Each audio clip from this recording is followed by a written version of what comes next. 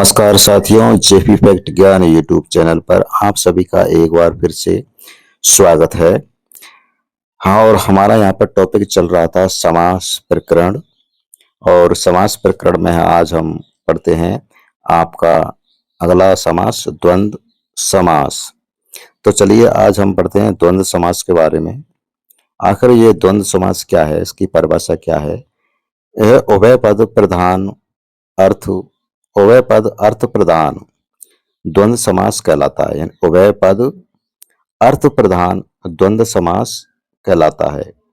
इसका मतलब यह है कि जहां पर जिस समास में दोनों पद प्रधान हो, है ना, जिस समास में पूर्व पद और उत्तर पद दोनों पद समान हो, वहां द्वंद्व समास होता है। द्वंद्व समास वहां भी होता है जहां पर च का लोप होता है। यानी दो पदों के मध्य में जहां पर च का लोप होता है वहां पर द्वंद्व समास होता है। तो सीधा सा है कि द्वंद्व समास कहाँ होता है, जहां पर उभय पद अर्थ प्रधान है, जहां पर दोनों पद अर्थ में प्रधान हो, वहां पर कौन सा समास होगा, द्वंद्व समास होगा। या फिर कह सकते हैं कि जिन दो पदों के मध्य में च का लोप हो, च का लोप हो, वहां पर द्वंद्व समास होता है।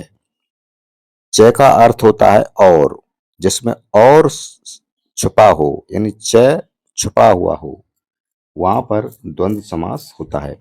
द्वंद्व समास के भेद देख लेते हैं। द्वंद्व समास को हम तीन भेदों में विभाजित करते हैं। यहाँ पर द्वंद्व समास संस्कृत में तीन भेद हैं। इतरेत द्वंद्व समास है, समाहार द्वंद्व समास है, और तीसरा है एक शेष द्वंद्व समास है। तो द्वंद्व समास यहाँ पर उसके तीन भेद हैं। इतरेत द्वंद्व समास, समाहार द्वंद्व समास और एक शेष द्वंद्व समास। तो पहले हम पढ़ते हैं इतरेत द्वंद्व समास के बारे में। इतरेत द्वंद्व समास कहाँ होता है।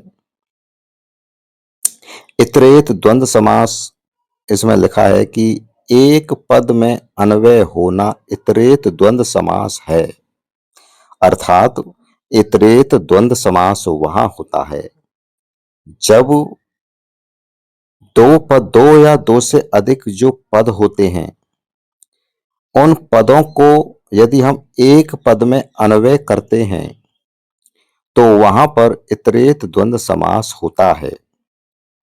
अर्थात जब दो या दो से अधिक पद होते हैं और उन पदों के मध्य में क्या होता है, च होता है, च का लोप होता है, और जब हम उन पदों को अन्वय करते हैं तो वहां पर इतरेत द्वंद्व समास होता है। जैसे उदाहरण में दिया है हरि हरऊ। तो हरि हरऊ, ये इसका समास वगैरह क्या होगा, हरि च हर च, हरि च और हर च। तो हरि एक पद है और हर दूसरा पद है। तो जब हम इन हरि और हर दोनों पदों का अन्वय करेंगे तो क्या होगा, हरि हरऊ, क्या लिखा जाएगा, हरि हरऊ लिखा जाएगा। तो इतरेत द्वंद्व समास यह कहता है कि जहां पर च का लोप हो और दो या दो से अधिक पदों का जब अन्वय किया जाए तो वहां पर इतरेत द्वंद्व समास होता है। जैसे हरि च हर च, इसका क्या होगा, हरि हरऊ, हरि हरऊ। अब हरि हरऊ जो यहाँ पर आया है, ये वचनों के हिसाब से द्वितीय वचन में रूप चलेगा। इसी तरह से आगे है ईश कृष्णों। ईश कृष्णों का समास विग्रह होगा ईश च कृष्ण च। तो यहाँ दो पद हैं। अब इन दोनों पदों का अन्वय करते हैं, एक साथ जोड़ते हैं तो क्या रूप बनेगा, ईश कृष्णों। क्योंकि ईश और कृष्ण दो पद हैं, इसलिए यहाँ पर द्वितीय वचन का रूप बनेगा ईश कृष्णों। यदि तीन पद होते तो यहाँ पर बहुवचन का रूप बनता ईश कृष्णा। इस तरह से इनके इतरेत द्वंद्व समास होता है। एक बार फिर से देख लेते हैं। इतरेत द्वंद्व समास वहां होता है जहां पर एक या एक से अधिक पद अन्वय हो, वहां पर इतरेत द्वंद्व समास होता है। अगला है समाहार द्वंद्व समास है। समाहार द्वंद्व समास कहाँ होता है? समाहार द्वंद्व समास वहां पर होता है जहां पर जो संयुक्त समास युक्त जो पद है, समास युक्त जो पद है वो हमेशा कैसा होता है? नपुंसक लिंग में होता है और उसमें च का लोप भी रहता है। जैसे पाड़ी पादपम, पाड़ी पादपम, पाड़ी पादपम का समास विग्रह होगा पाड़ी च पादौ च एतेषाम समाहार है। यानी पाड़ी हाथ और पैर इनका समाहार क्या होगा? पाड़ी पादपम। जो पाड़ी पादपम समास युक्त पद बना है ये किस लिंग का है? ये आपका नपुंसक लिंग का है। और पाड़ी पादपम का जब हम समास विग्रह करेंगे तो इसमें च का लोप है, तो इसलिए पाड़ी पादपम पाड़ी च पादौ च एतेषाम समाहार है। यानी हाथ और पैर इनका समाहार क्या कहलाता है? पाड़ी पादपम। तो यहाँ पर जब हम समास विग्रह करते हैं साथ ही साथ तो समाहार लिखा जाता है कि इनका समाहार, तो वहां पर क्या होता है? समाहार द्वंद्व समास होगा। और समाहार द्वंद्व समास युक्त जो पद है उसमें हमेशा नपुंसक लिंग और एक वचन में रूप बनता है। अगला उदाहरण देखें इसी तरह से संज्ञा परिभाषम। अगला क्या है? संज्ञा परिभाषम। संज्ञा परिभाषम जो शब्द है यह शब्द किस लिंग का है? यह संज्ञा परिभाषम जो शब्द है यह आपके नपुंसक लिंग का है।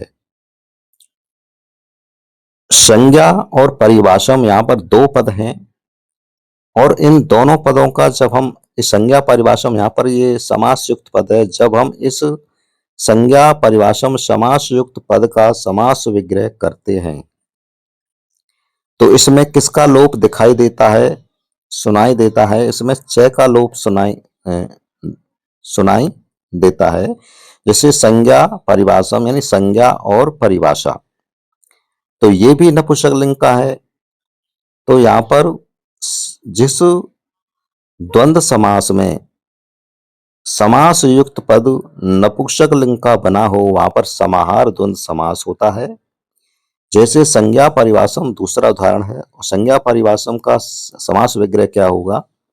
संज्ञा च परिभाषा च एतेषाम समाहार है। अर्थात संज्ञा और परिभाषा एतेषाम इनका समाहार संज्ञा परिभाषम।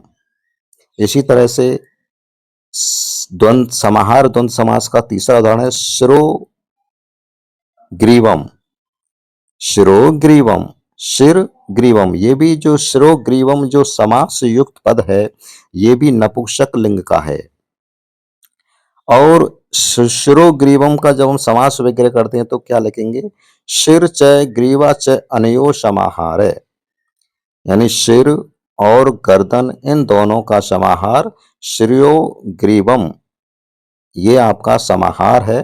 तो यहां पर जो समास होगा वह समाहार द्वंद्व समास होगा। और जब हम समास विग्रह करेंगे तो हम समाहार शब्द के साथ इनका समास विग्रह करेंगे। अगला है द्वंद्व समास का तीसरा भेद एक शेष द्वंद्व समास है। एक शेष द्वंद्व समास है कहां होता है? जब एक या एक से अधिक पदों को हम एक ही पद में लिखते हैं। जब एक या एक से अधिक पदों को जब हम एक ही पद के द्वारा लिखा जाता है तो वहां पर एक शेष द्वंद्व समास होता है। जैसे पितरौ, पितरौ का समास वगैरह का माता च पिता च, अब माता च पिता च यहाँ पर दो पद हैं, इन दोनों पदों को हम क्या करेंगे, एक पद के साथ लिखेंगे पितरऊ, क्योंकि माता और पिता यहाँ पर दो हैं, इसलिए द्विवचन में रूप बनेगा पितरऊ। तो माता च पिता च, जो पिता है पुल्लिंग का शब्द बनेगा, और पुल्लिंग का शब्द हम लेकर के द्विवचन में रूप बनाएंगे पितरऊ। इसी तरह से भ्रातरऊ शब्द है, और भ्रातरऊ शब्द का समास विग्रह होगा भ्राता च स्वैसा च, भाई और बहन। भाई और बहन, अब हम इनका एक शेष द्वंद्व समास बनाएंगे, यानी एक पद को लेंगे और वो भी पुल्लिंग वाले पद को, यानी भ्राता। और भ्राता एक है और स्वैसा भी एक है, यहाँ पर दो पद हैं, दो पद हैं, इसलिए यहाँ पर द्विवचन का रूप बनेगा भ्रातरऊ। इसी तरह से ऊपर बना था पितरऊ, तो यहाँ पर भी माता च पिता च दो पद थे, तो पितरऊ भी द्वितीय वचन का रूप बना, इसलिए यहाँ पर भ्रातरऊ भी द्वितीय वचन का रूप बनेगा और पुल्लिंग का रूप बनेगा। अगला उदाहरण है पुत्रऊ। पुत्रऊ का समास विग्रह रहेगा द्विता च पुत्र च, यानी द्विता यानी पुत्री और पुत्र, इन दोनों को एक पद में लिखा जाएगा पुत्रऊ, पुत्रऊ के रूप में, और द्वितीय वचन यहाँ पर रूप बनेगा और पुल्लिंग का रूप बनेगा, इसलिए पुल्लिंग पद को लेंगे हम यहाँ पर पुत्र, तो पुत्रऊ द्विवचन में क्या बनेगा, पुत्रऊ। तो ये थे आपके एक शेष द्वंद्व समास। एक शेष द्वंद्व समास वहां होता है जहां पर हम एक या एक से अधिक पदों को एक ही पद में वचनों के अनुसार लिखते हैं, वहां पर एक शेष द्वंद्व समास होता है। एक बार फिर से देख लेते हैं, द्वंद्व समास कहाँ होता है। द्वंद्व समास वहां पर होता है जिन दो पदों के मध्य में च का लोप होता है या च का उच्चारण होता है, वहां पर द्वंद्व समास होगा। दूसरा है उभय पद अर्थ प्रधान, जिस समासिक पद में दोनों पद अर्थ प्रधान हो वहां पर द्वंद्व समास होगा। द्वंद्व समास को तीन भागों में विभाजित किया गया है, इतरेत द्वंद्व समास, समाहार द्वंद्व समास और एक शेष द्वंद्व समास। इतरेत द्वंद्व समास वहां होता है जहां पर हम एक या एक से अधिक पदों का सीधा सीधा अन्वय करते हैं, उन पदों का लोप नहीं होता है, जैसे हरि हरो। हरि हरो यहाँ पर दो पद हैं, जब इसका समास वगैरह करते हैं तो हरि च हर च, और द्वितीय विभक्ति उन पदों के हिसाब से लगाते हैं, यदि हरि हर, यदि और एक तीसरा पद आता तो बहुवचन में बनता। तो यहाँ पर दो पद हैं, इसलिए हरि हरऊ और द्वितीय विभक्ति का रूप बनता है। तो ये था इतरेत द्वंद्व समास, इसमें ज्यादा परिवर्तन जहां पर नहीं होता है। अगला है समाहार द्वंद्व समास। समाहार द्वंद्व समास वहां होता है जिन द्वंद्व समास में दो या दो से अधिक जो पद, जो समास युक्त पद बना है वह नपुंसक लिंग में होता है, और जब हम उसका समास विग्रह करते हैं तब समाहार शब्द का प्रयोग करते हुए करते हैं, जैसे पाणी पादपम। पाणी पादपम, पाणी च पादौ च एतेषां समाहार, यानी पाणी हाथ और पैर, इनका समाहार क्या कहलाता है, पाणी पादपम। तो समाहार द्वंद्व समास आपको हमेशा याद रखना है कि वह नपुंसक लिंग में होता है और एक वचन में होता है, और उसमें च का लोप भी होता है, वहां पर समाहार द्वंद्व समास होता है। जैसे पाणी पादपम और पाणी च पादौ च एतासा समाहार है। इसी का अगला उदाहरण है संज्ञा परिभाषम। तो संज्ञा परिभाषम जो पद है वो नपुंसक लिंग का है। और संज्ञा परिभाषा में च का लोप है, तो जहां पर च का लोप होगा वहां पर द्वंद्व समास तो होगा ही। और नपुंसक लिंग में समस्त पद बना है तो ये समाहार द्वंद्व का उदाहरण है। तो संज्ञा परिभाषम का समास विग्रह क्या होगा? संज्ञा च परिभाषा च एतेषाम समाहार है। इसी तरह से शिरोग्रीवम जो नपुंसक लिंग का शब्द समस्त जो पद है, शिरोग्रीवम नपुंसक लिंग का है और एक वचन का है।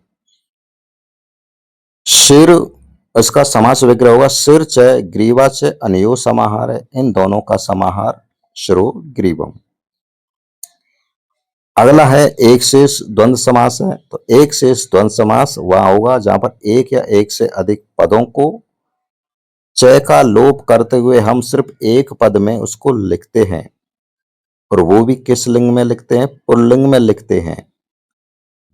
जितने पद होंगे, एक पद होगा, दो पद होंगे तो दो वचन में लिखेंगे, यदि दो से अधिक पद होंगे तो बहुवचन में पुल्लिंग का रूप बनेगा। जैसे पितरऊ, तो ये पितरऊ जो है द्विवचन का रूप है। माता च पिता च यहाँ पर पुल्लिंग शब्द लिया जाएगा और द्विवचन में आपको समस्त पद क्या बनेगा? पितरऊ। माता च पिता च समस्त पद क्या बनेगा? पितरऊ। तो एक शेष द्वंद्व समास यहाँ पर होगा। इसी तरह से भ्रातरऊ,